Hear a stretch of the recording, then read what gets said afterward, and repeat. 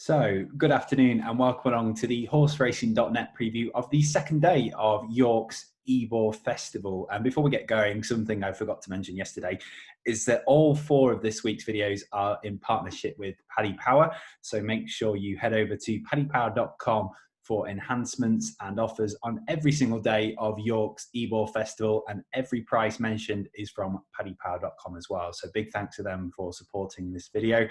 And this has been recorded on the back of the first day at York. ITB has just finished behind me. And it was a mixed day, I think, for punters. Acclaim the Nation causing a surprise in the first race at 18-1. Pile Driver bursting the bubble of Mogul in the Great Voltigeur Stakes. He now looks a genuine threat for the St. Legend next month. But a big win for Gaiath in the Juddmonte International Stakes. Wow, that was really, really impressive. A bona fide top-class performance, relentless from the front. The likes of Magical and Kamiko and Lord North all tried, couldn't get within 2 lengths of him. Really, really good. He has to be now one of the top horses in the world, if not the top horse in the world. But yeah, tough day for selections for us on this side, but we're here to bounce back. We're going to take a look at the second day now of York's Ebor Festival, and the feature is at 3:15. We'll start with that. It's the Group 1 Yorkshire Oaks, and to be honest, this isn't going to take too long to sort through. And the main headline here is the disappointment that we're not going to see Enable. Of course, she won this race last year. She was an odds-on favourite to do so and took care of Magical in really good style. This was very much a prep run for the Prix de Triomphe, and she swerved it this year in favour of next month's September Stakes at Kempton. Very disappointing not to see her, because York isn't the same without her, but she swerved it because of a certain 3-year-old, and that is Love, and she's looked excellent so far this season. The logic is there with Enable. Everything points to France and the Arc. They don't want to give her too hard a race, so it is disappointing. You do wonder if Aidan O'Brien will now send a lively type to Kempton next month. We will wait and see on that front. But in the Yorkshire Oaks, Love is going to be very difficult to oppose, isn't she? She's been brilliant so far this season. She's won back-to-back classics. She was very, very good in the 1,000 Guineas, won that by 4 1/4 lengths. She was even better in the Epsom Oaks last time out. Absolutely routed them, 9.5 length success. And on bare form, she's a long way clear of the field. I fancy her to show her class. This looks like a warm-up race for her. She's 5-2 on. She's a long way clear on the figures. I think it's very difficult to see her being beaten. She's a genuine threat for the Arc this year when you take into account the weight for age scale and stuff like that. She's going to have every chance at Longchamp, you think, in the autumn, and she can cement her claims for that race here. More interesting is probably the race for second. There's a few interesting types in here. Franconia, Frankly Darling, both daughters of Frankel. I think One Voice is probably the way to go. I was really impressed with her effort behind Fancy Blue in the Nassau Stakes last time out. I thought she did very little wrong that day for Jessica Harrington. She's probably, for me, best of the rest if you want to play the forecast. But Love, very difficult to see her being beaten in the feature.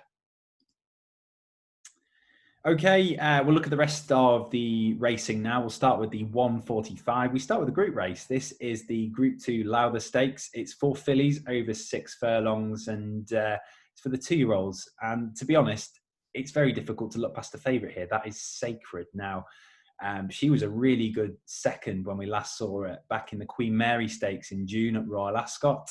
It looked a really good performance that day, chasing home a really game winner in the form of the Wes Ward Raider, Campanelle, who showed plenty of speed. The form has worked out really, really well. In behind her, there's been a host of subsequent winners, 3rd, 4th and 5th have all won since, as well as a few others further down the field.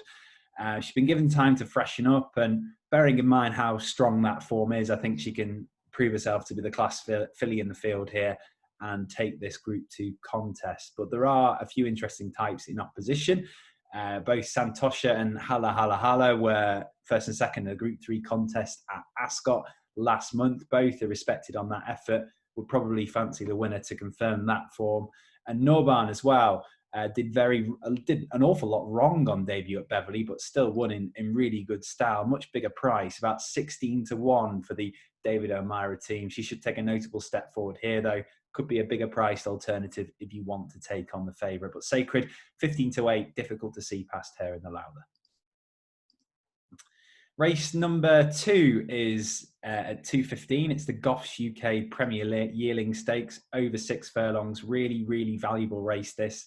£88,000 up for grabs for the winner, which in this climate is very, very good. And if you take your mind back 12 months ago, we saw one of the performances of the season, didn't we? Mum's Tipple absolutely obliterated the field that day, recorded a huge time figure if you're into that sort of thing with time form, big rating as well. And hopefully we see a similar performance here. Again, the market leader is very difficult to look past for Tom Dascombe, got an excellent record with his 2-year-olds, and Devious Company has shown plenty so far this season. Finished second in back-to-back Group 2 contests the last twice. Most recently went second behind Battleground at Goodwood last time out. Was really impressed with him that day. Battleground was easily the best horse in the race, but he very much put the rest of the field to bed. And is allowed to take his chance on favourable terms here. He's on level weights with the rest of the field. That form is very strong from Goodwood. He was also second, of course, at Newmarket at the July meeting in the Superlative Stakes. Off level weights here, I think he can show his class. I think he'd be very, very difficult to beat for all that there's a big field and, full of precocious horses. And if you do want to take him on at the prices, well, the second favourite's got every chance for Richard Hannon. We know how good he is with his 2-year-olds. Happy Romance won the Super Sprint at Newmarket last month. That's form that you are not to scoff at. While Uncle Jumbo is related to Major Jumbo. You may have heard him before. He's a smart sprinter. Can't rule him out after winning on debut at Doncaster in June. But there's plenty to consider here.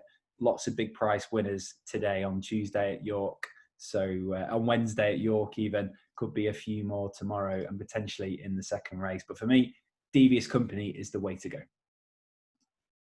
Now, race 3 is at 2:45. This is a mile handicap, the Clipper Logistics handicap. It's a heritage race, valuable again, £46,000 up for grabs for the winner. Some familiar names in here, but the market leader is one called Top Rank. And rather curiously, this 4-year-old is unbeaten. He's won each of his 4 starts so far and made a really impressive reappearance at Thirsk last time out over this trip. He won by 4 1/4 lengths.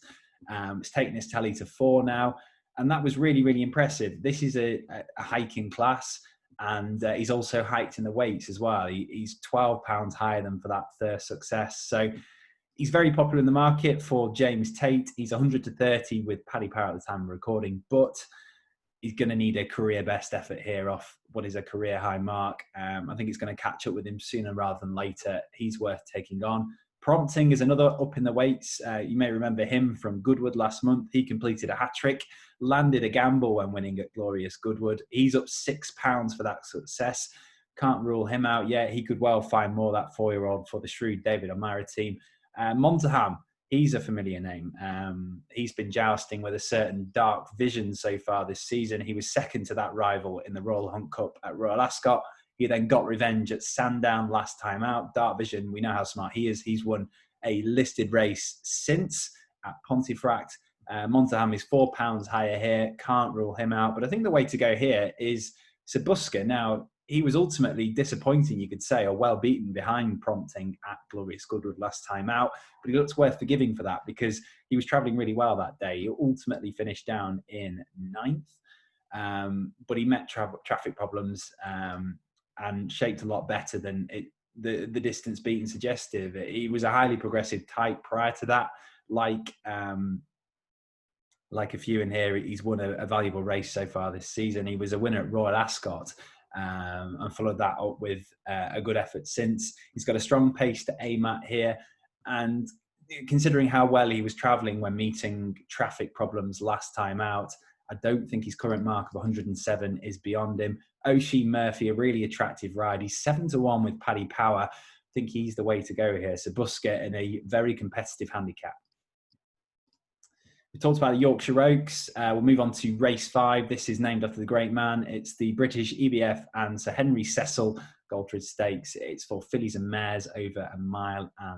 And there's some really interesting types in here as well. Sea of Faith's got a lovely pedigree. A full sister to Raheen House. He was a smart type. And this race has been won by some smart types. Lati Dar won it 2 years ago. Sea of Faith bounded clear when winning at Salisbury last time out. She's up in class here, but appeals as the type who can produce it in pattern company. Vivian's another to consider. She was progressive last summer, made a pleasing enough reappearance at Haydock last time. She'll strip fitter here. Lady G is interesting, still a maiden after 3 starts so far, but she's shown plenty of the 3-year-old for the William Haggas team. She was a very good second at this level at Newbury last time out. She can't be ruled out of running to a similar level, but the one that stands out for me here is Gold One, the current joint favourite for Roger Varian.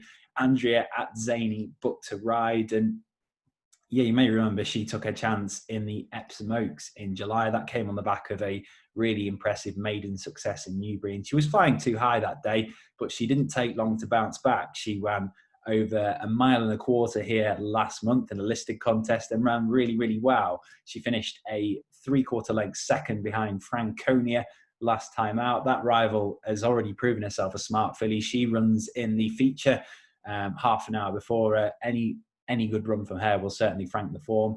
But I think for this level, Gold Wand is excellent. That form is strong, and with no rival of the same pedigree as Franconia in here, I think she can take a step forward and get a listed success. So Gold Wand in the 3:45, the Henry Cecil Stakes. Onto the penultimate race now. This is the 420 at York. It's a nursery 7 furlongs, 11 go to post, another Sky Bet sponsored race. And there's a few to consider in here. We've talked about pedigrees a few times. Mayas is another one with an eye-catching pedigree. Half-brother to a couple of useful winners in star terms and fresh terms. And he's looked pretty good on both of his starts so far. He hasn't won yet, but the form of his effort to finish third, Ascot, looks pretty good for this level. Finished third behind 2 potentially useful types. He's respected, but I think he's short enough in the betting. Bonnie Rigg is another to consider. Got off the mark at Newmarket last time out. Step up to 7 furlongs, looks like it'll suit.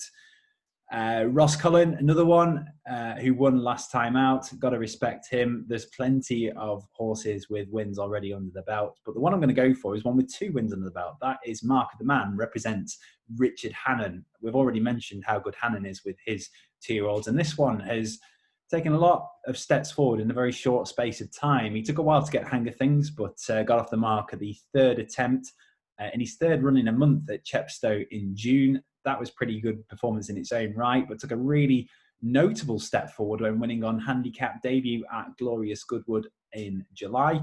Was really impressed by that. He was pretty authoritative that day, won by 2 lengths.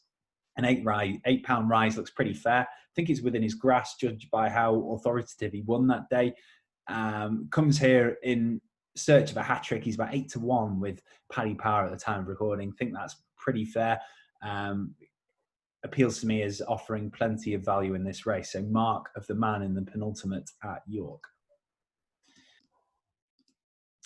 We close the card with the 4:50, another race over 7 furlongs. This is a fillies handicap, 11 due to go to post. And to be honest, I think it's very difficult to look past Lowerhead here on handicap debut. Now, she's run 3 times already, and her first 2 starts were promising. She finished second on both occasions at Newmarket, and then built on that to get off the mark in really good style over this trip at Haydock Park last month. Quickly put matters to bed that day, and her opening handicap mark of 85 looks more than fair when you bear in mind that she's related to plenty of multiple winners.